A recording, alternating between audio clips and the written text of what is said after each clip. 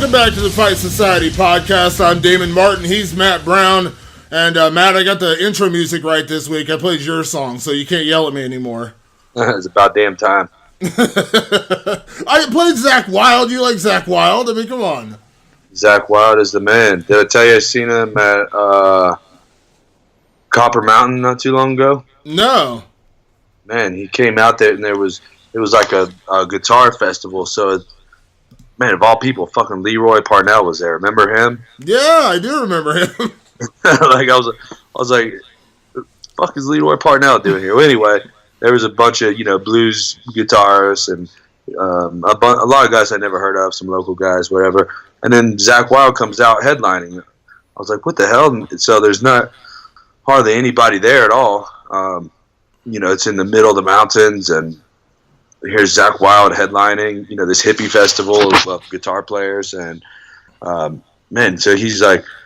Actually, I did make a post on my Instagram. If you've seen, he was walking around the crowd the whole time almost fucking doing solos. Like, just walking right through the crowd with his guitar. One of the coolest things I've seen in my life, man. Have you met him before? Yeah, you weren't there? Oh, no, it was Loper. Yeah. It was the first time I met Josta. Oh, that's right. I do remember. I remember that. I do remember that. Yeah, that's right. I forgot. Yep, and so I was sitting there, he's walking around the crowd, and he's right in front of me the whole time. But I was like, Zach, what's up, man? And he gave me a guitar, so a little preoccupied. But he didn't open his eyes, man. He was like, closing his eyes, jamming the guitar. And I'm like, my man, maybe if he notices me, he'd say, what's up, whatever. But was he playing blues, or what was he playing?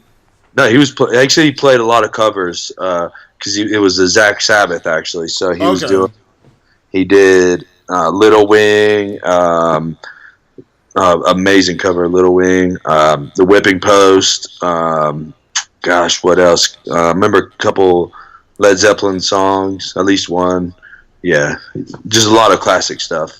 Yeah, I saw a video recently of doing, because I've never seen Zach Sabbath. I've seen Zach Wilde, but I've never seen Zach Sabbath. I saw some live video of them doing, I think it was War Pigs, or maybe it was Children to the Grave, whatever it was, but it was fucking awesome. Like, it was a really cool performance, because, I just never got to see them live as Zach Sabbath. But yeah, I just saw the video, and I was like, damn, now I feel like I really want to see that, so. Yeah, it's worth seeing, man. I think they did, what was it, Sweet Leaf, just a bunch of badass songs, man. It was a great time. That's like Taylor Hawkins, the drummer from the Foo Fighters. He has his cover band called Chevy Metal. And I didn't know. Yeah, they do a bunch of cover songs. Like, anytime Foo Fighters are out playing, like, he'll try to get off dates to go play, like, little club shows. And they'll bring out, like, Joan Jett sings with them. And, like, they get, they get, like, really famous people to come out and sing, but they just do cover songs. Like, they don't do, like, any originals. It's all just, like, a cover band. And they just play, and sometimes, like, Dave Grohl will come in and sing. And they just, like, jam out. Like, they do, like, smaller shows, but it's, like, his side project called Chevy Metal, which I always thought was kind of funny. But same kind of thing. They just play cover songs for, like, a full show. Yeah, that's badass, man. Now, you said you're going to a concert tomorrow. What's that? The White Buffalo. Oh, yeah. That's a bad dude right there, man. Yeah, country artist. What is the band called White Buffalo, or is it one dude? Well, the band, it's one dude, the White Buffalo. He has a band, but his name's Jake Smith. But the band, I guess, is now called the White Buffalo. But he was started out by himself. Like, he was one guy, and he just called himself the White Buffalo. But then now he has, like, a full band, so.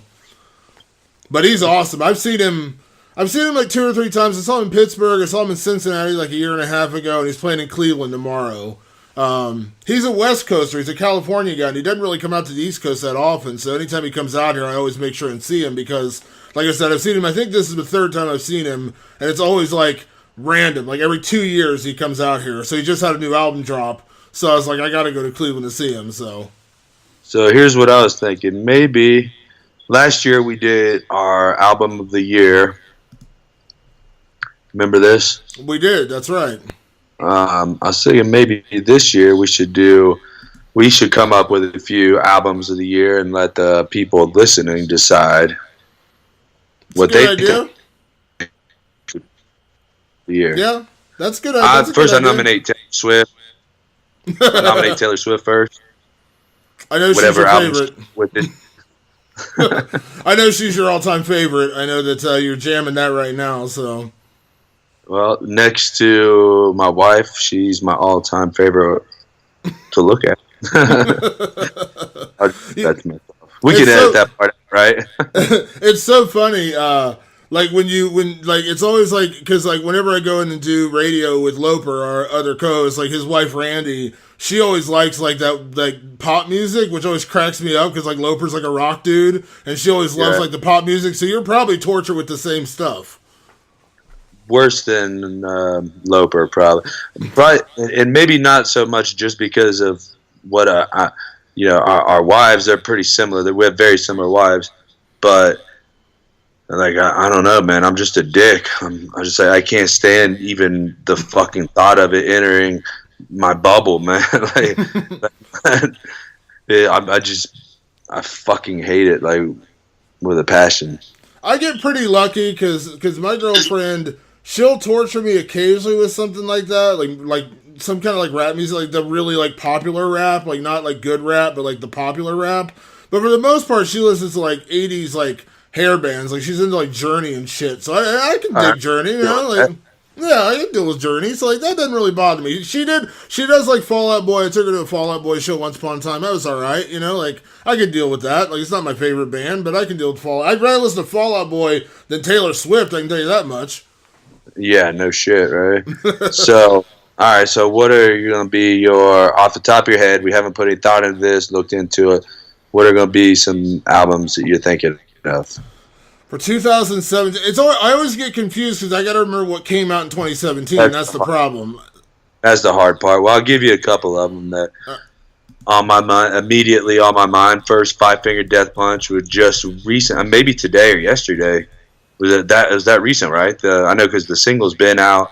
The album just dropped. I think.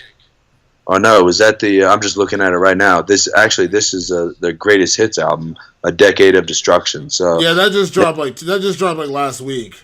Yeah, okay. So their new album still hasn't dropped, has it? No, well, not yet. I'll go ahead and nominate it for when it does drop before the end of the year because it's Five Finger Death Punch. So fuck everybody. Morbid Angel had one. Trivium. I know they had an album this year. I can deal with that. I think Metallica was this year too, right? Yeah, I believe so. That would definitely be one of my top 3 or 4 favorites because I really like the new one of that. That was a really good album. Can't remember if Iron Maiden's was this year or last year, but that's a really good Iron Maiden album. I feel like it was last year, but maybe I'm wrong. But I feel like it was last year. Yeah, I feel like you might be right. Arch Enemy. Cradle of Filth, if you're into that kind of scene. Boy, that's about all I'm coming up with here. What else came out this year? I know the new Marilyn Manson came out. That was pretty good. In This Moment, they had a new album come out. I dig them. Enough to nominate for... Yeah, that's true. That's true. Yeah, not for best of the year. I'm trying to think of albums that came out this year. Dude, it's fucking the easiest one. Definitely, even though, in my opinion, was their best album, fucking Mastodon, bro. Yeah, that's true. That's true. Yeah, man. We talked about that last week. Yeah, but now we're talking about it again. We can talk about it every week. I'll tell you what, another one I would throw out there is the new Quicksand. Do you remember Quicksand? The hardcore band from back in the day? Man, somebody just mentioned that to me the other day. I didn't even know they had some new shit out. They did. It's the first album in 22 years. It's called Interiors. It's fucking awesome. Like, it's badass. Like, I listened to them and I was like, oh my god, this takes me back. Like, they were amazing. Like, one of my favorite bands back in like the old days is their first album in 22 years. They just put out a couple weeks ago. Dude, okay. So the Iron Maiden was that was 2017 was the live album for the Book of Souls. I just looked it up here. That was 2016 was the Book of Souls, and 17 is the live album. So we would count that. I also have to listen to it live and see how it is. But yeah, dude, I forgot that they even existed. You know what I mean? And someone just texted me the other day about it. So I definitely have to dig into that one, man. That's a good one. Yeah, I like the new record by Nothing More. I like them a lot. They're pretty good. They're definitely more like radio friendly rock, but they definitely have a good sound. That was the song that if you saw the promos for UFC 218, the Let's Go to War. That's their song. Really? Yeah. Man, you always got some fucking deep info. That's there's a band called Royal Blood. I like their album a lot this year. Trying to think what else came out like metal wise that I really liked this year. Like, because I always get it. My problem is I don't like. Sometimes I'll like. Zeal and Ardor would be one of mine. Remember that band I told you about earlier this year? I know who those are. Who they are? Yeah, Zeal and Ardor would be one that I would put on there. That album is fucking amazing. I don't know if are you into like Motionless in White? I'm not really a big fan of them. They're all right. I mean, they're one of those bands like if they're on, I don't change the channel if that makes sense. But I'm not like rushing to listen to it either. Yeah, and then I guess you could put down. I guess Linkin Park released an album this year. I mean, tribute to Chester. Boy, it's so bad though. The new album is so bad. I don't know if did you hear it? It's real. I never really listened to them a whole lot, to be honest. I actually liked Linkin Park for some of their stuff, especially like their first album. But like this last album was like I don't know what was going on. Like I got to be honest, like it just didn't do it for me. But I don't want to I don't want to kick dirt on the guy. I mean, obviously Chester Bennington passed away. It sucks and. But whatever. But yeah, definitely not my favorite Linkin Park effort, I guess you could say. But well, I guess I'll nominate. Let's say Nickelback, Beat the Machine. I know that's one of your all-time favorites. Be just to piss you off. No, I would say if we get like three apiece, if we're gonna get like three apiece, I would say Trivium would be one of mine. Trivium for sure. That's a great fucking album, I think. Yeah, Trivium's a really good one. I think Mastodon's one we obviously would both agree on. Mm-hmm. Trying to think, I would nominate the new Foo Fighters record. I love the new Foo Fighters record, so that's not really metal, but I love that record. Well, I might have to go with the Prophets of Rage. They dropped their album. I could dig that. That's a pretty decent album. Yeah, so anytime I can hear Tom Morello play guitar, I'm all on board. So what I'm saying, man. Damn, did you know Power Man 5000 released a new album actually? Did they? Yeah, I didn't even know they were still around either. I was gonna say I didn't know they were still around. Right. Cannibal Corpse, Converge, they both released new albums. Huh. Man. I didn't even know Power Man 5000 was still a band. I know, right? I actually knew he's been touring, actually, but yeah. And then Morbid Angel, I haven't listened to their new album yet, but I'm definitely gonna have to check that out, and that could end up being a nomination. Yeah. Let's see what the people say, man. Tell everybody to send in their picks, votes. Let's get it going. I like the new Stone Sour is pretty good too. I don't know if you listened to that, but the new Stone Sour is pretty solid too. Stone Sour, man. I'm definitely going to have to check that one out. Yeah, that's a good one. I like Corey Taylor, man. It's weird. I think I still love Slipknot, but I don't know. Like, I feel like Stone Sour has been a little more consistent recently. Like, they're like top to bottom, their albums have been a little bit better. But then again, like the last Slipknot was really, really good. So I don't know, but I like whatever Corey Taylor does. I seem to like. That sounds very blasphemous towards Slipknot. I'm just saying, like, Stone Sour's been pretty consistent. Slipknot's had some really good singles, but like their whole album hasn't been as strong in recent years. But I will say their last album was really strong. So which one strong that you're referring to? Hold on, let me look. I can't remember the names all. I'm so like it's so bad. I can never remember the names of albums. You're supposed to be the music expert here, bro. You used to work in a record store. I'm the MMA expert. Remember, I'm the MMA encyclopedia. You got to slow down and give me all these labels. Game of Thrones. You're the Game of Thrones fucking gangster, bro. Yeah, that's where I go. It's the what is it? 5, the Gray Chapter, their last album. That one's really good. That one was really strong. That was the one that had the Devil and I, and that one was really strong. See, this is why I like looking at like all the albums of the year. I just realized Rex Brown from Pantera released an album this year. Yeah. Well, you know what? That band, Hell Yeah, like they released an album, and it's so funny. I was listening. It's so funny. So our buddy Loper, of course, who works at the big rock radio station here in Columbus, I was listening to his song at the radio station one morning, and I was like, "Oh, did Mudvayne put out a new album?" And he's like, "What are you talking about?" I was like, "Mudvayne, like they got a new album," because I recognize that guy's voice. He's like, he's the singer of Hell Yeah now, and I had no clue. I was like, "Really?"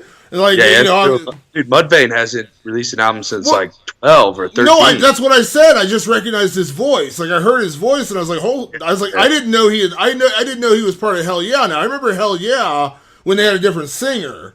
But then I didn't know that they got the Mudvayne singer. So when I heard his voice, I was like, whoa, Mudvayne's back together? Like, what's going on? And he's like, no, he's singing for Hell Yeah now. And I was like, what is going on? Like, how did I miss this? Now, here's a shocker. Again, I'm just going through all the albums of the year. Dude, just released in June, a new album by 18 Visions. I don't know if you remember them or heard of them. They're like a SoCal band. I think probably Huntington Beach, Orange County, one of those bands that they had really, really solid. It was kind of, I guess, like post-hardcore style, maybe alternative metal, like just on the verge of radio friendly. You know what I mean? Like real good grooves and really good, like sort of, man, just fucking really good, man. Like almost like All That Remains-ish, where like a lot of it could be on the radio, but they kind of got to make a song just for the radio. Right. So, man, they're fucking really good, man. That's surprising. I do remember they did a song called Tonightless. Okay, I have it on my iTunes. I was like, okay, I know that name. I have 18 Visions. I have one of their songs on my iTunes. Dude, they're a solid band. I can't believe they just came out with an album, man. Because they did a cover. They did a cover of "Beautiful People" by Marilyn Manson a few years ago as well. And one of those, like, remember those like Punk Go '90s albums? Remember that when they like put out like, Punk Goes Pop or Punk Goes Hip Hop, and they like punk bands covering songs. They covered "Beautiful People" by Marilyn Manson. Like, I knew that name sounded familiar to me. I have like 2 of their songs on my iTunes. I don't have a whole album though, which is weird. But I have 2 songs. I figured that would probably be one of your kind of bands. Which, on the same token, All That Remains, they came out with an album this year. So they would, But I would not put that in my top albums. No. I like it. I don't love it. I like it. I don't love it. I mean, the 3 we've already named, it's not going to compare with those. So, if we're talking about the best, the absolute best of the year, I wouldn't put All That Remains in that list. I would say it's good. I like it, but it's not one of those where I'm like I've listened to the new Mastodon like 50 times. You know what I mean? That's like every Mastodon album, though. Yeah, but I'm saying I don't get the. But that's also the problem with Mastodon. Every time they come out with an album, I just grind it in. I'm like, dude, Mastodon's the greatest band in the world. Then a year later, I'm like, dude, I can't even listen to another Mastodon song. You kill it. Well, it's like when I get a new album, like I can kind of get obsessive about it. Like I have to listen to it for like a week straight to really like know how much I like it. Like get to know the songs and everything like that. And Mastodon's one of those bands, I think we talked about this last week, where it's like Mastodon's one of those bands where you have to listen to it numerous times to really pick up all the levels of their albums, and same way like the new Foo Fighters record. Like the new Foo Fighters record, when I first heard it, I was like, okay, this is good, like, it's whatever. And then I kept listening to it, and I found more things I liked about it. And that's kind of like how I am with albums. Like if I listen to it like, for a week straight, I can't get it out of my head, then I know I really like it. And I didn't have that reaction to All That Remains. I listened to it like once or twice. I was like, okay, it's good. I'm ready to move on. Yeah, it's some of them are like coffee. It kind of tastes like shit at first, and then eventually you can't start your day without it. Yeah, except I hate coffee. So. Yeah, like I said, because you haven't acquired the taste yet, man. It's true. Although I did acquire a taste for beer, which didn't have for the longest time either. I used to be a whiskey guy. And then a few years ago, I was like, oh, no, I need to like beer. I feel it's weird that I don't like beer. And now beer is like when I go out drinking or whatever, beer is all I drink. So did it put hair on your chest? It did not. I did not have the hair on the chest. But still. I think your voice deepened a little bit. It did deepen a little bit. So Your beard's a little bit thicker, fuller. yeah, helped out there. Did you watch the fights this weekend? Of course. Well, UFC? kind of. Actually, I was doing a signing, so I actually had a lot more people show up than anticipated. So I was kind of watching on and off. Were you out in LA or were you back in Colorado?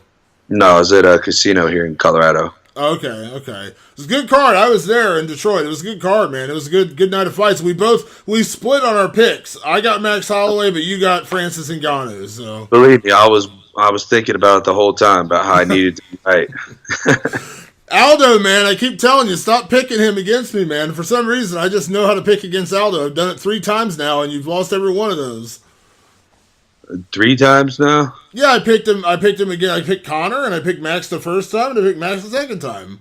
Yeah, okay, yeah. You're right. Yeah, well, shit, man. I think I don't know if, man, Max is that good. Max is fucking that good, probably, huh?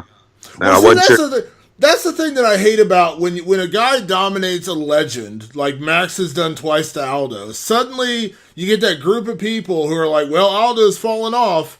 I don't think it's that at all. I think it's Max is just that good. He figured out a way to beat Jose Aldo.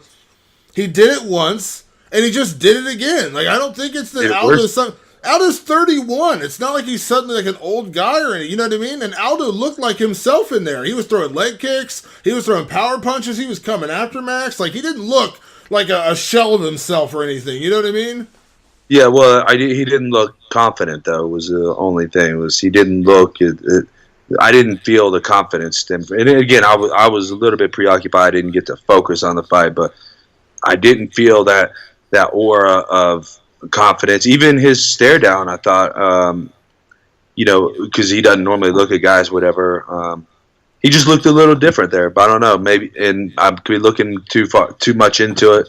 But I thought that just the aura didn't feel like the Aldo of old, But you can't take a damn thing away from Holloway, man. I mean, he went in there and he didn't barely get touched by Aldo. Really, a couple leg kicks and maybe a punch here and there, and fucking just he looked like he could beat anybody in the world for sure. How as a fighter, and I say this all the time as an outsider looking in, but as a fighter yourself, I mean, how much does confidence change your approach to fighting or your attitude in a fight? Because if you look at Holloway's confidence in that fight, I mean, he was dropping his hands, he's wagging his chin, he's doing a little bit of that Diaz stuff where he's like, basically he's like, come on, hit me. Like, the confidence was on like a whole other level. After that first round, when he took a couple of Aldo's punches, took a couple of his leg kicks, you just saw Holloway's his confidence soared, and he went back to his corner at the end of that first round and said, he's tired already, I know it. And then he just went after him. Like, how big is that in a fight? Because he just looked like he had all the confidence in the world.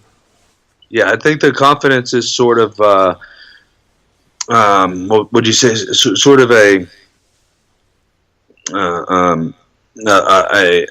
manifestation of the skills that you are employing. I mean, his skill level was already higher than Aldo's, and he felt, because he didn't walk in there like that. I mean, he walked in there confident and feeling good and looked right and everything, but I think you could tell pretty quickly Aldo was a little hesitant, especially in that first round, and Holloway's confidence grew exponentially, and I think, if I remember right, again, I wasn't able to watch really close, but it looked like Aldo may have squeezed out the second round, maybe even debatably, right? But Holloway didn't even flinch. It wasn't even like gave Aldo no confidence. That was the best he could possibly do, and it was like a debatable round. Yeah. And it seemed like that was it. And so once the skills were proven, Max, his confidence was all the way as high as it could be, and he had nothing to worry about. So that just opened his game up widely. And I'm sure he was confident before, but he was also using an intelligent game plan and sticking to what he had trained to do. I highly doubt that he went in and trained to drop his hands against Jose Aldo. So once the skills start manifesting themselves in the cage, it just breeds more and more confidence. Yeah. What I liked most about it was, and this is what, because I really don't think Jose Aldo has lost a step. I really don't. I mean, look what he did to Frankie Edgar. You know what I mean? That was a year ago. I mean, he beat up Frankie Edgar for 5 rounds, and Frankie Edgar is as good as they come. But the way that Max beat him, I mean, see what, this is a weird correlation for me to make, but when Chris Weidman beat Anderson Silva, the confidence that he had that I'm going to be the guy to beat Anderson Silva, and he went out there and did it. Now, that was amazing, but what Chris hadn't done at that point, he hadn't really faced the elite middleweights yet. And so when he got to those guys, he beat Machida, he beat Vitor, which, at that point, Vitor was, off the juice or whatever. But then he fought Rockhold, and he took a little tougher test. He fought Yoel Romero, a little tougher test. What I love about Max, and this is not me taking a dig at Weidman, I'm just saying that Weidman had the confidence to beat Silva, but he still hadn't fought those elite middleweights yet. The scary thing about Max Holloway is he's beaten pretty much everyone. He beat, he picked apart Ricardo Lamas. He beat Cub Swanson. You know what I mean? The guy is he beat Jeremy Stevens. And then he just went out there and, he knocked out Anthony Pettis. And he's gone out there and knocked out Jose Aldo twice. That's the scary thing about this dude, is that he didn't just get to Aldo and win. He's beaten everybody before him. The only guy left is Edgar. That's it. He's pretty much beaten everybody else. And he never complained. He never got ahead of himself. He's never, man, what an honorable, amazing champion he's been. And even today, even now, he wasn't like that guy out there calling to fight Conor. He said, look, I'm here if you want it, and if you don't, whatever, I'll move on to the next guy. And, he's not out there begging for money fights like a lot of these guys. I mean, just the champion that you want as a champion, earned it the right way. Man, you can't say a single wrong thing about the guy right now. Yeah, he's awesome, and I love what he said about Aldo, because I asked him about Aldo at the post-fight press conference. I said, now that you have him beating him twice, what does this do for your legacy? And instead of really talking about adding on to his legacy, he talked about how great Aldo was. He's like, they should be building statues to this guy in Brazil. That's the kind of admiration he has for Jose Aldo, which he does. Jose Aldo is one of the greatest fighters of all time. Losing twice to Max Holloway does not diminish Jose Aldo. All it does is prove how good Max Holloway is. Right. That's it. Yeah. Yep. And, man, so him and Edgar's going to be a hell of a fight, man. I can't wait to see that one. I love it. And that's probably one of my biggest problems with the sport is, to build one guy, you have to tear another guy down, and I hate that because Jose Aldo is one of the greatest fighters ever. You know what I mean? That's like saying when Conor knocked him out and they said, it's a lucky punch. There's no such thing as a lucky punch. He meant to hit him, he hit him, and he went down. But it doesn't mean that Aldo still is not one of the greatest ever. You know what I mean? Build up Conor or Holloway and say, great, these guys did amazing things. But why do you have to tear down Aldo at the same time? Why do you have to say, his chin's been cracked, or, he's a shell of what he used to? Why? The guy's amazing. He didn't look bad in that fight. Holloway just had the perfect game plan to pick him apart. Yeah, I love that. I totally agree with you. I guess the only thing I was getting at was I thought Aldo looked a little bit hesitant. Maybe it was because of Max. I agree with you. I agree. You're right. You're 100% right. But that's what I'm saying. But I think that was a tribute to Max, not Aldo. Max than to Aldo, and I think that's a great point, a great way to look at it. And I would disagree. I think we talked about before. I think there is lucky punches, whether Conor's was or not. I mean, you seen him training it backstage, so hard to call it lucky. But there's lucky punches. But regardless. Yeah, I think that's a great point, man. I think it's a great way to look at it. I mean, Holloway, he came out a little hesitant too at first, right? I mean, yeah. maybe more safe than hesitant and feeling him out a little bit, but it seemed like everything, like the biggest issue with Aldo was that he got into a brawl with him, is what it seemed like. When he started brawling with him, I think everybody just sat back and said, "This is the worst possible thing you can do, Jose. You got to stop right now." But he ran out of options. He played his game. He played his game plan. He played his hand, right? He gave everything he had, the way that he could fight, and he said, "Fuck it, I'm throwing caution to the wind, and let's fight this guy. This is my only chance of beating him." And I think we're going to look at it as, that's a lesser chance of beating him, and he probably would have been better off knowing that too. Maybe even knew it, whatever. But you attribute it to Max, man. You can't take away what Max did. That's the end point there, and you're 100% right. Yeah, I'm curious, before we get to Francis Ngannou sending Alistair Overeem into another dimension, you're a guy, we've broken down Conor's fights a million times. I picked for Conor a number of times. You picked against Conor a number of times. But you know Conor's style very well. And we just talked about Max Holloway. Let's say, hypothetically, if those two rematch now in 2017 or 2018, and I'm going to throw out like a hypothetical, like catch weight, 150. So it's middle, you know what I mean? Max goes up 5 pounds, Conor goes down 5 pounds. They meet at 150. Who are you picking in that fight right now? I hate I got picked against Conor again, man. I'm probably you can't pick him against Holloway right now. Conor hasn't been in the MMA cage for how long now? I mean, Holloway's looked invincible for a while now. I can't find a way to give it to Conor. Yeah, I'm with you.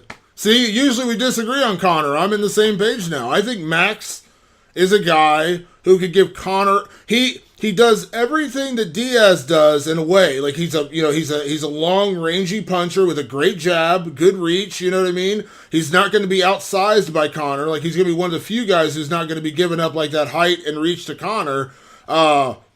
And I think it's that confidence. His body work is insane. Look what he did to Aldo to the body. That could cripple Conor. Conor's conditioning has been a problem. We've seen that. Holloway just blasted Aldo to the body like so many times. If he does that to Conor, I mean, oh man. Trying to remember the first fight. I fought on the card, so I didn't get to really watch it much. But I know it was a split decision,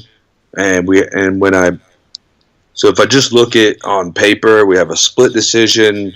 Was it 4 years ago? I think maybe 5 years ago, whatever. But the time between now and then, if you look at what the two have been doing, Conor's been fighting occasionally.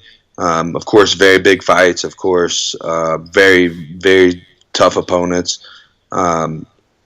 Winning pretty good. I mean, I guess his toughest fight was Nate Diaz, where again he gassed out and had problems. On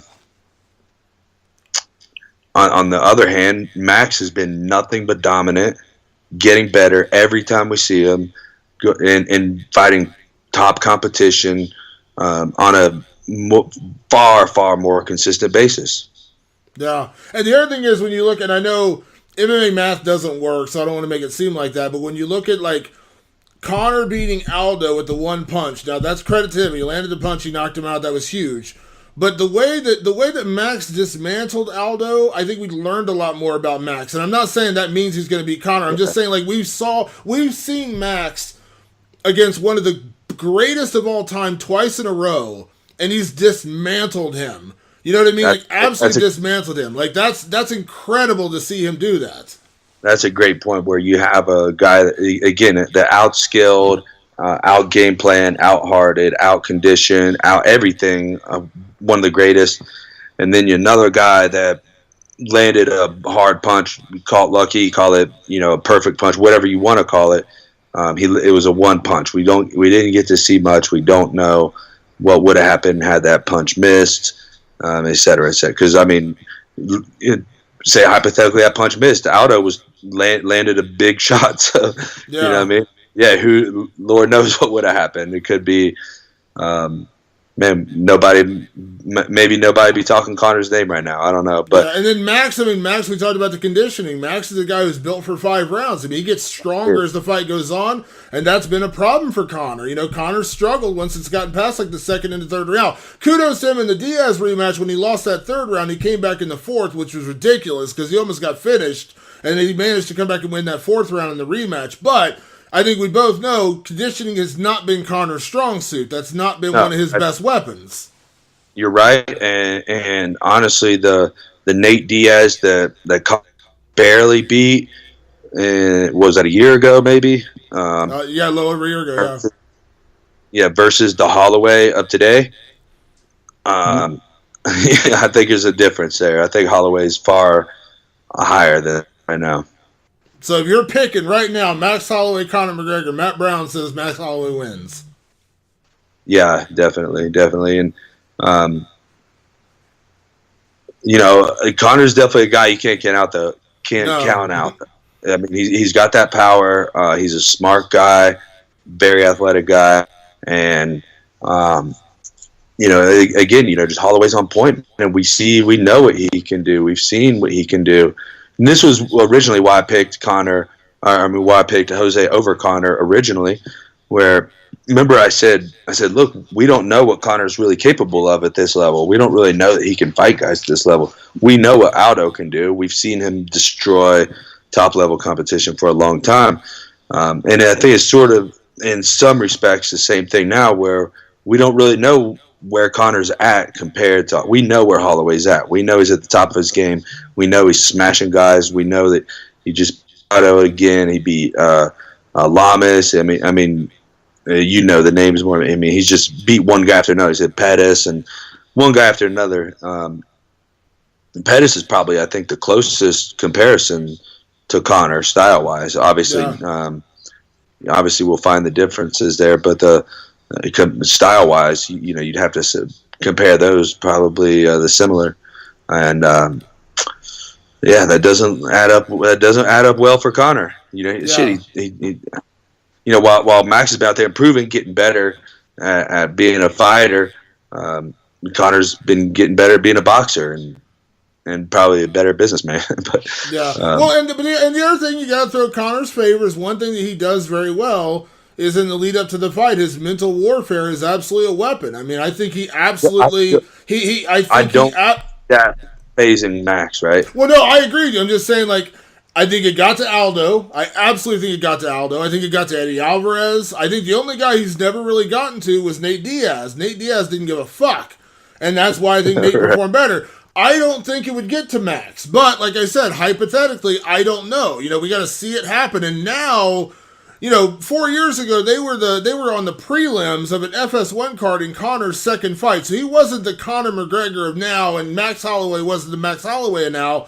So we don't know what that buildup would be like. I mean, now they're two of the best pound for pound fighters in the sport. What would that buildup be like? That scrutiny, that spotlight. Conor handles it very well. Would Max react to that very well? I think he would, and I think you agree. But we just don't know until it happens. Yeah, that's a fact. You never know, because Conor, if he's good at one thing, it's the fucking mental game, right? Well, it's like you said with Aldo. It's like the reason why you leaned Aldo in the McGregor fight is because we hadn't seen McGregor fight that level of competition. I agree with you, and that's what I'm saying about this. Max has been in the spotlight, but he's not been in a Conor spotlight. That's a whole other animal. And I didn't respect Conor's mental game at that point, right? That's one of the things I don't really think about when I'm breaking down or picking fights, because that shit's never really fazed me. Guys, I've had a few guys here and there talk shit. Not too bad though. Nothing like Conor, but a few guys, and I'm just like, whatever. It hasn't even crossed my mind. You know what I mean? Never, didn't change a single thing.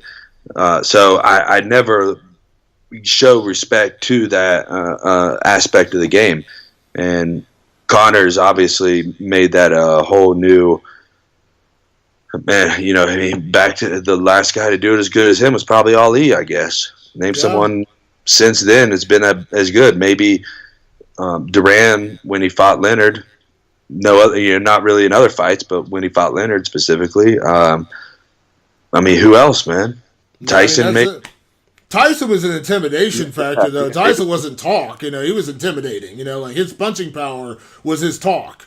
Well, I just watched the thing the other day about when they were interviewing him. It was like a YouTube clip interviewing Tyson before his fights, and he's telling the reporter, shut the fuck up, and you guys are pussies, and all these slurs and stuff. And, so that's what made me think of that. But yeah, like you said, he was a physically intimidating motherfucker against a bunch of scrubs. And then when he finally fought someone good, that wasn't intimidated. It didn't do him no good. I mean, I don't think there's anybody since Ali. I don't know. Yeah, you're right. I mean, look at what Holyfield did to Tyson. Look at Lennox Lewis. I mean, when he fought the best boxers in the world, Tyson was, that's. Yeah, he's not even top 10. I don't even know if I put him top 20 all time heavyweight. Top 20 maybe. Top 10 absolutely not. Absolutely not top 10. Just heavyweights, yeah. I'd give him top 20, not top 10. But no. People always laugh at me when I tell them my favorite heavyweight boxer of like this era, like of our lifetime, was Lennox Lewis. I loved watching that dude box, man. He was like an underrated guy that nobody. No, speaking of boxing though, sorry, I don't mean to like get off topic. Are you ready for this weekend? Dude, this is probably the most skillful fight in boxing history. Oh my God, it's going to be so good. I'm so excited. And I was reading some Twitter stuff about it today, and one guy made a great point, man. Rigondeaux going up 2 weight classes against arguably the pound for pound, definitely top 2 or 3 in the world right now. Everybody probably agrees in the top 3. Going up 2 weight classes against that, and if he wins, that might be the biggest upset in history. Name another time someone has went up 2 weight classes and defeated a pound for pound guy in his prime. Yeah, I know Floyd went up when he fought De La Hoya, but De La Hoya wasn't the best at that time. You know what I mean? Like he went up in weight, but he wasn't. And he was, and it was only 1 weight class. Floyd's 7-pounder. He fought him at 154. Yeah, and yeah, that not even close. No, it's funny too. You heard Holloway over the weekend. He talked about, when he was talking about his game plan. He referenced Lomachenko. Did you hear that when he said that? He's like, he looked at Lomachenko's fights, the way he finesses guys, the way he beats guys. He said he took a little bit of that for his approach to Aldo, which I thought was really smart. Yeah, I think that's cool, man. I really like that.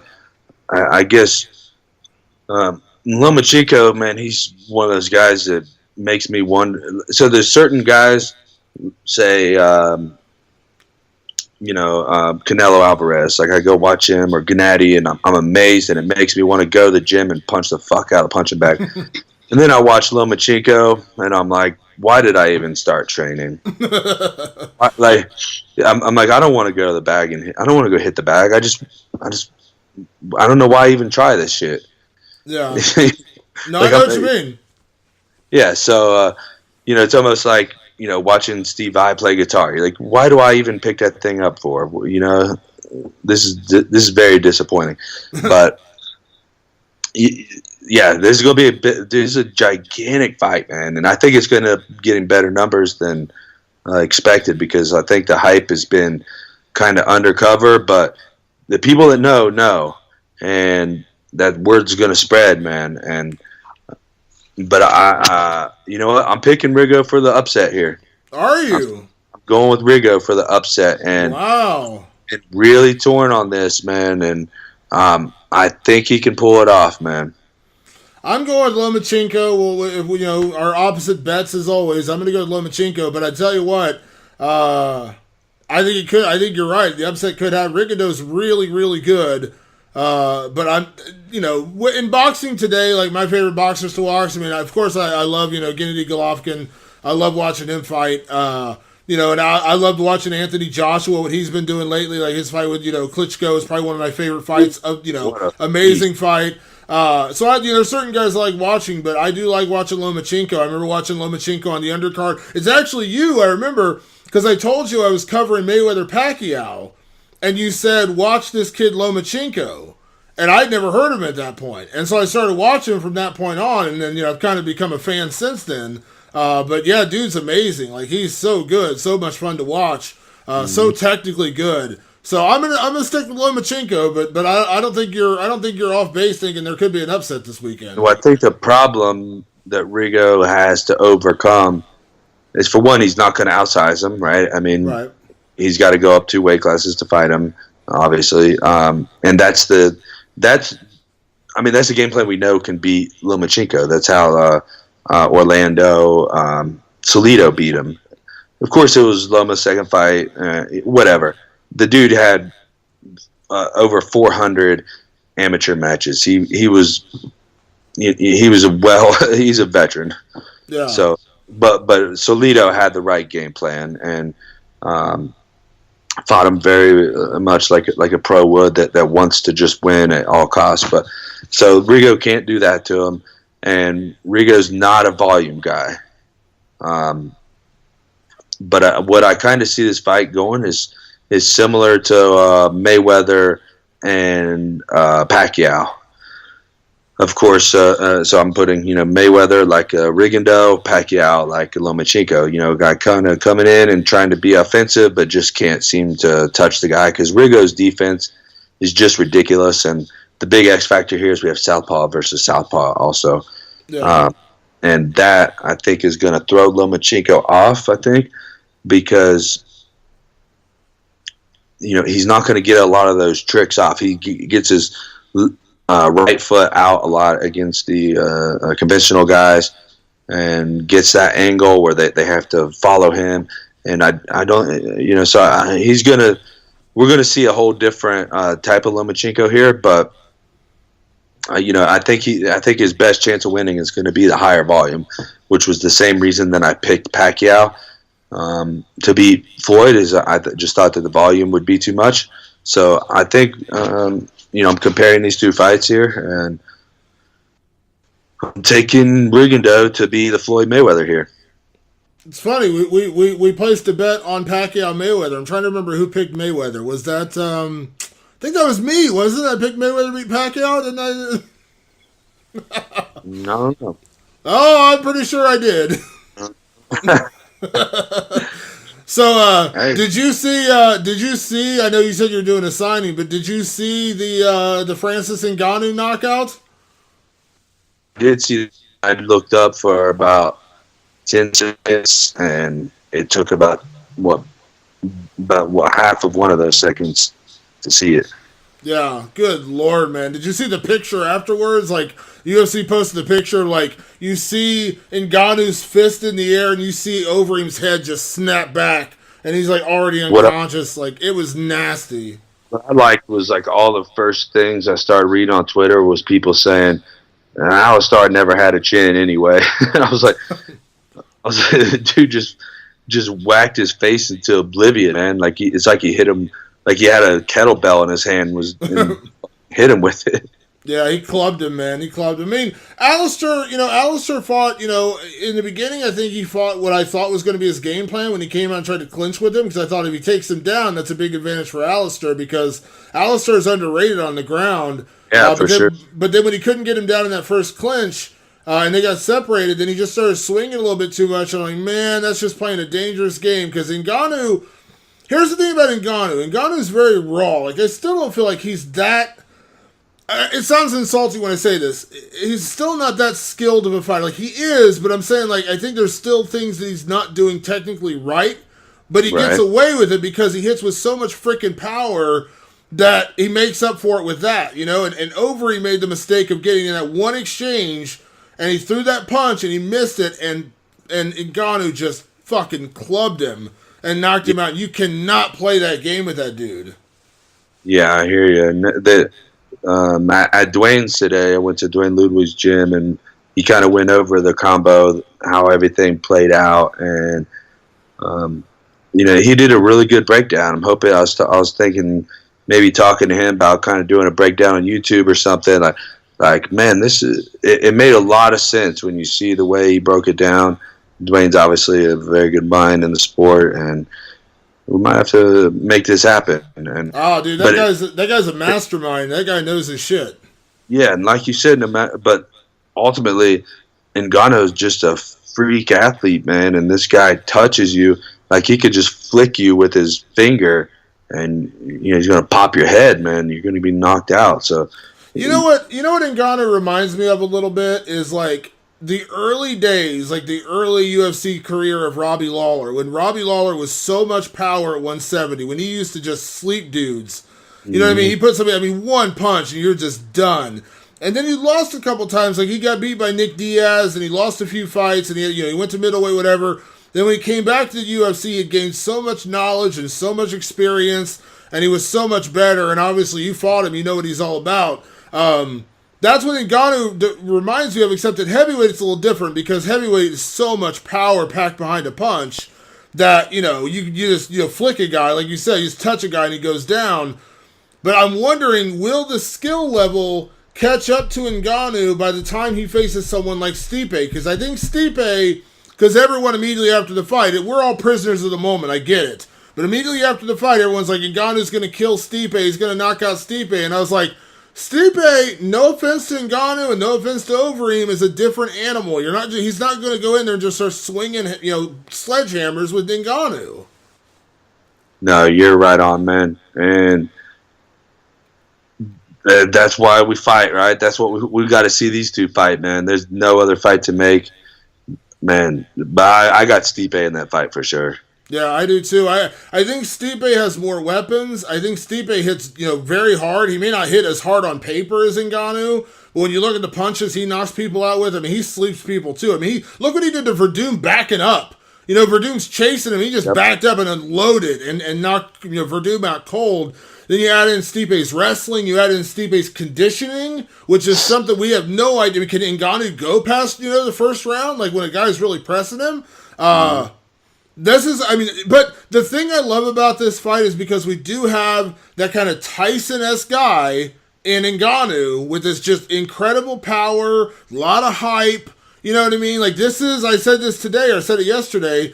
This to me reminds me of when Cain Velasquez fought Junior Dos Santos, the first time. When Cain was looked like, he just come off beating Lesnar, looked unbeatable, and then you had, Dos Santos out there kind of knocking everybody else out, and when they fought, it was a big deal. They ended up having, three fights total, and Cain ended up, unfortunately for Junior, kind of wiped him off the mat in those second two fights.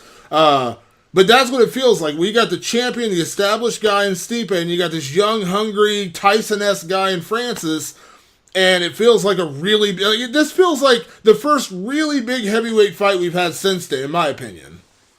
Man, I think you're right on, and the thing I think Stipe has just over Ngannou, and the reason I'm picking him is just the fundamentals, man. He's got better jab, better straight punches, and you put those things together, and a champion, a hard-hitting guy, like you said, like Stipe, I got us to go with him. So, yeah, but we look forward to seeing that fight. That's the one to watch, man, right there.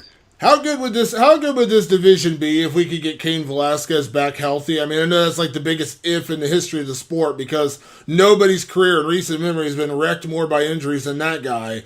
But, could you imagine if you get to throw Cain back in the mix, like a healthy Cain Velasquez? What is he doing, man? What's the problem there? He's still recovering from that neck surgery. He says he's going to come back next year. But, healthy Cain Velasquez is like non-stone Nick Diaz. They just don't go together, you don't put those two words together. It's like saying, a non-high Nick Diaz. You don't see that. Like a healthy Cain Velasquez, it just doesn't happen. Yeah, that's sad, huh, man? I don't know what he needs, man, but I hope that whatever he needs, he gets and comes back. Because I think that him and Stipe are the two greatest in history. Yeah, well, somebody brought this up to me on Twitter yesterday when I put that tweet out about Stipe and Ngannou, and they said, remember a couple years ago when Cain was on his run and John Jones had just kind of come up, and do you remember when they did that face-off 3-4 years ago? They did a fake face-off, somebody's like, could you guys face off? And they did a fake face-off at it was a press conference or something, and I always go back to that picture of one of those great fights we never got to see, we'll probably never get to see because, Cain is injured and John is maybe facing a 2 or 4 year suspension. But that's one of those fights we never got to see, and it kind of bums me out because that was at a time when, Cain was on a run, John was on a run, and man, I just think about the kind of prospect of what we're, man, because I was getting hyped up for John Jones and Stipe, and now I don't think that'll ever happen either. But thankfully, we got Ngannou coming up, and it looks like that's going to be a fun fight. So, yeah, who knows what'll ever happen with John Jones, man? But man, what a crazy fucking sport, man! Changes every day. It seems like, huh? Dude, it's crazy. I've had this conversation about John before. We've had this conversation about John numerous times. greatest fighter of all time, but two drug suspensions. I'm sorry, you're not the greatest of all time anymore. Like I love Anderson Silva, but he's had his second one too. It's like, dude, like I'm sorry. It's like finding out your favorite singer was lip syncing. You know what I mean? Like you don't want to hear that. You don't want to find out that you went to a concert to see, Zach Wilde, and you find out that somebody else was playing guitar for him. You know what I mean? Like you don't want to find that's heartbreaking. Like that's what it is for me. Like I don't want to find out that Anderson and John Jones have cheated. That's why I put Demetrius Johnson, George St. Pierre, guys like that above them, because they're doing the same kind of things, but they're doing it the right way. And I think I gotta agree right with you. I think the next potential, Max Holloway for one. I think TJ Dillashaw might end up being one, especially this fight with Mighty Mouse. I think is going to happen, and man, what a great fight that is. Gosh, who else is even potential up there? I mean, those two are probably the top on the list, I think. Well, and I know no one's going to put him in the same category because, obviously he doesn't have the title defenses yet. But I'm telling you right now, man, like, Stipe, if he beats Ngannou, he's broken the record for all-time heavyweight defenses, which is 3, which is ridiculous to think that, no one in heavyweight history has done it. But if he can beat Ngannou, win a couple more, get to like 5 or 6 defenses at heavyweight, which has never been done before, I'd have to, you have to start putting him in that conversation. Absolutely, and that's a long ways off. Is the reason why I didn't really mention him yet. And I already have him as him and Kane as the best heavyweights of all time. And really, you got to go with Kane. I mean, you got to go with Stipe at this point. Unfortunately, I think Kane had the potential to, and just hasn't got there yet. But maybe his body failed him. I mean, that's just all there is to it. I think Kane. I think is more. Like my favorite heavyweight of all time to watch. I just love a heavyweight that's got cardio like that and just pushes a fucking pace and just beats guys from, like Holloway style, just little by little and guys just drowning and just start going under and the breathing gets too taxed. And man, it's just a beautiful thing to watch. What the scariest thing about Kane was, I remember when I first met Kane, and this is going back like 8-9 years ago. I think it was after like his first or second fight in the UFC. I ran into him at a fighter hotel at an event, and I saw him, and I was like, "That's Cain Velasquez. Like he is a small guy. Like he is not." Yeah. When you think heavyweight, your immediate thought is Shane Carwin and Brock Lesnar, like these big hulking, big ass dudes.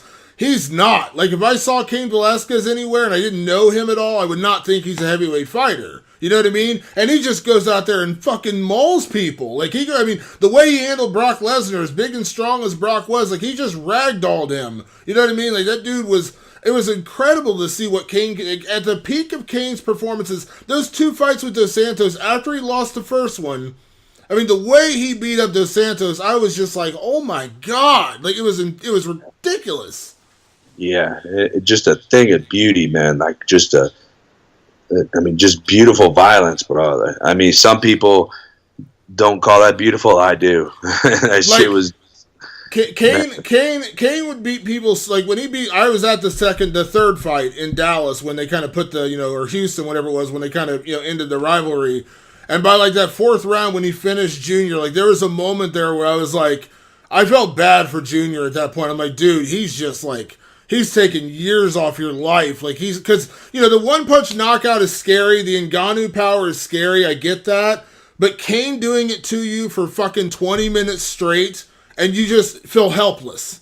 You know what I mean? Like that's such a disempowering feeling. You know what I mean? Like you can say I got caught with a punch and I got knocked out. It is what it is. But when that guy just dismantles you for 20 straight minutes, that's why I always wanted to see Kane and Stipe, because Stipe is one of those rare guys who had real good conditioning for a heavyweight. He had wrestling, he had power, he had boxing. Like he seemed like the perfect animal to tackle a Cain Velasquez, and unfortunately, I just don't know that we'll ever see it.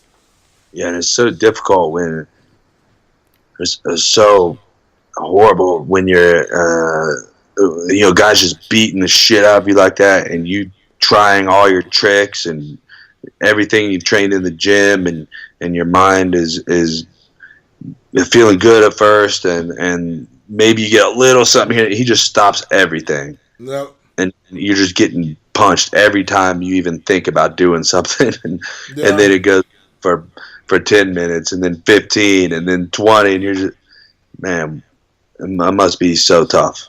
Yeah, I imagine it's a pretty disempowering feeling. You know what I mean? Like you're just like, what do you do? You know what I mean? Like what can I do? You know what I mean? Like at that point, it's like, man, those are. I had this conversation with DJ Dillashaw 2 weeks ago, and I talked about the Cody fight, and I said, could you imagine a more perfect ending than knocking him out? That's kind of you putting the stamp on the fight. You kind of put the exclamation point. He's like, you know what? In a weird way, I would have rather beat his ass for 5 rounds just to prove. There's no question that I was the better fighter. I could show off everything. I could just beat his ass for 5 rounds. And I hear that argument a lot. Like some people, obviously you love getting a knockout, you love getting a quick win, but there is something to be said about just breaking a guy over 5 rounds, and by the end of it, he's just got nothing left. Like you've drained every last bit of like will out of him. Yeah, me and TJ were actually talking about this not too long ago, and the fact is we train. That's what we train to do. We train to. We think of all these worst case scenarios in our head, and we're prepared to go through hell, and we're not afraid of that, and we pump it up, and we train for like 10 rounds. The fight's 5 rounds, but we're training. Our bodies can go 10 rounds, and then we get in there, and it turns out to be pretty easy, and it's like a round. Yeah. We want to push our body to the limit. We want to test everything we got. We want to see what we're capable of, and it's no better feeling when you're getting in those deep waters and you're testing what you're capable of. He's testing what he's capable of, and you come to find that you're capable of more because you put in that work. No better feeling in the world. How torn down the middle are you going to be if TJ ends up fighting Demetrius? Are you going to just be like sitting there like as a fan? Because I know it's going to be a tough one because you used to train with Demetrius out in Washington, obviously, and then I know TJ's one of your guys now. That's going to be a tough one for you. Yeah, I won't be cheering for either, to be honest. But the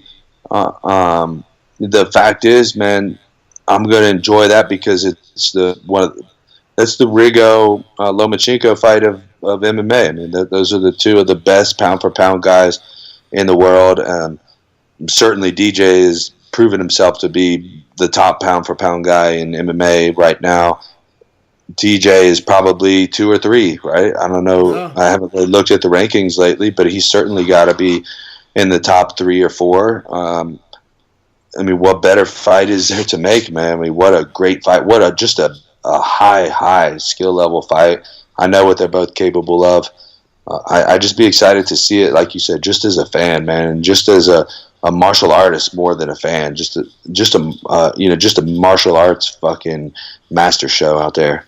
Yeah, the only fight I think that could rival that in the UFC, and it would be a different fight, obviously, because I think what TJ and DJ do are so different in terms of like their skill. But I think if John Jones had stayed healthy and not cheated, whatever, him and Stipe would have been that to me. Like those two, like the greatest, arguably the greatest of all time in John Jones. Taking away the drug stuff. Against Stipe, maybe the greatest heavyweight of all time. Those two clashing, I would have been so freaking excited for that. And on a skill level, I understand it's different. Like I said, it's like comparing apples and oranges when you talk about right. I don't know, like a great heavyweight boxing match, like Anthony Joshua against a prime Lennox Lewis, or whatever. Different style fights than what you're going to get out of Lomachenko and Rigondeaux. But that's what I'm saying. Like that's the only other fight that could have happened where I think skill for skill would have been a really interesting fight and a really exciting matchup. I was going to say Anderson versus Jones or Anderson versus GSP. In his prime. Yeah, of course in his prime. Yeah, of course, yeah. Yeah. But no, but I mean, but of today. I'm saying like of today. Yeah, okay, yeah. And I would even say, I was talking kind of all time, I guess, and I would even say the Anderson versus GSP, as great as the two of them are, we know exactly what GSP would be looking to do. Yeah. Of course, if he does it, I would pick him to probably do that. I think most probably would. Yeah. It would be, like I said, Dana says we're going to get it. We're going to get TJ and DJ. That's one of those fights that you better appreciate. You know what I mean? You better tune in, you better watch, because that's going to be one of those fights for the ages. You know what I mean? Like, that's one of those fights you do not want to miss. Absolutely. And to be honest, as good a friends I am with both of them, I would lean towards TJ based on the size solely. Yeah. Skill level, I think they're very similar levels in terms of skill, but DJ's biggest problem, Mighty Mouse's biggest problem, is his size, man. I mean, he's not even a big guy for 125. No, he's not. I mean, he's outsized by 125 pounders, and TJ is a very good size for his weight, and that's he cuts it well, and he takes care of himself and does the right things, but he's the proper size.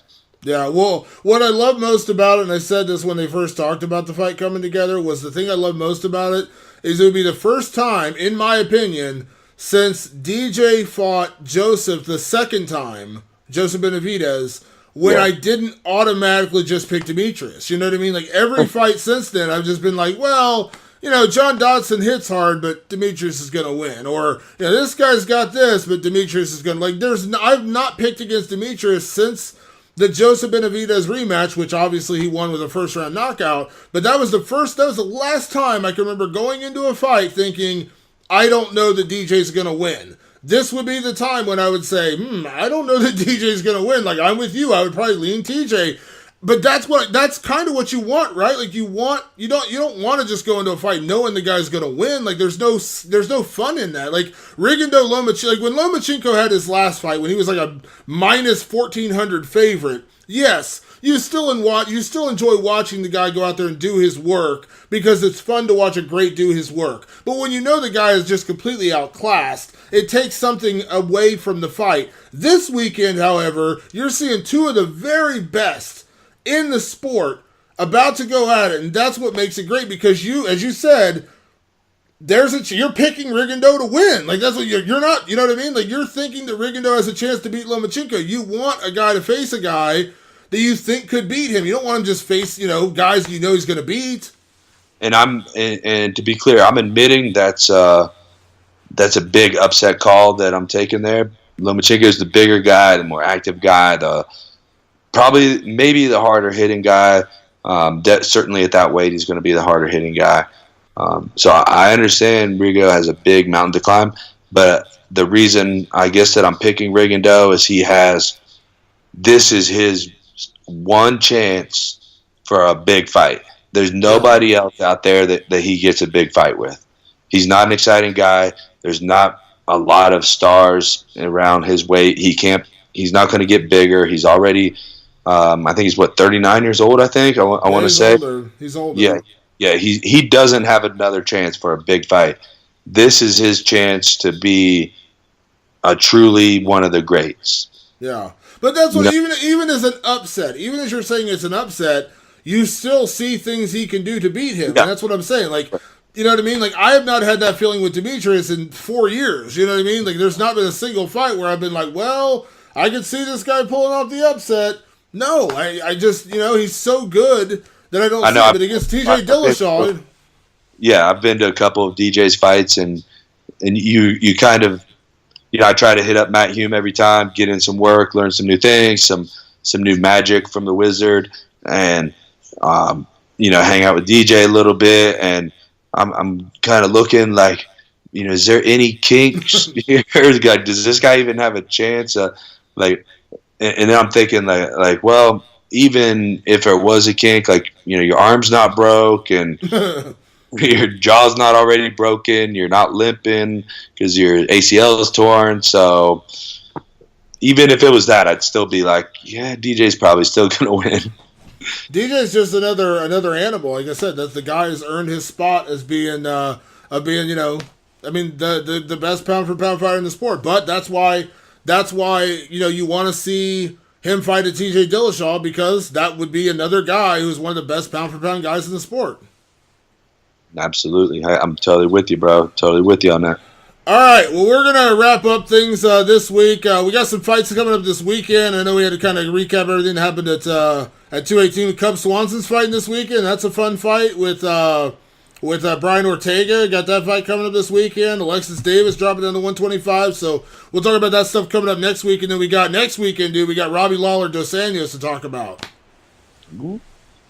Hella good fights happen in the UFC, man. I'm surprised this year hasn't been a good year for him. I don't know why, man. It's great fights. Hell yeah, dude. That last weekend, man, you had Gaethje and Alvarez, you had Yancy Medeiros and Alex Oliveira, some great fights. You had Holloway. So we'll talk about Cub and stuff next week out of the aftermath, and we'll do a little preview of Lawler and Dos Anjos, because that's right in your wheelhouse, obviously. It's your division. So we'll talk more about that next week. And then we'll do this Album of the Year competition. We'll put out a tweet, and we'll have you guys, what are we going to put out a poll? We'll put out a poll on your Twitter, and we'll have one of these guys vote on the Album of the Year. Sounds like a plan, bro. All right, guys, we're going to be out of here. Make sure you follow Matt at IamTheImmortal. Make sure you follow me on Twitter at Damon Martin. Make sure you follow our Facebook page. It's Fight Society Podcast on Facebook. And then make sure you check us out on iTunes. Just search Fight Society on there. And we will see you guys next week for more Fight Society Podcast. Thanks for tuning in. We'll see you then.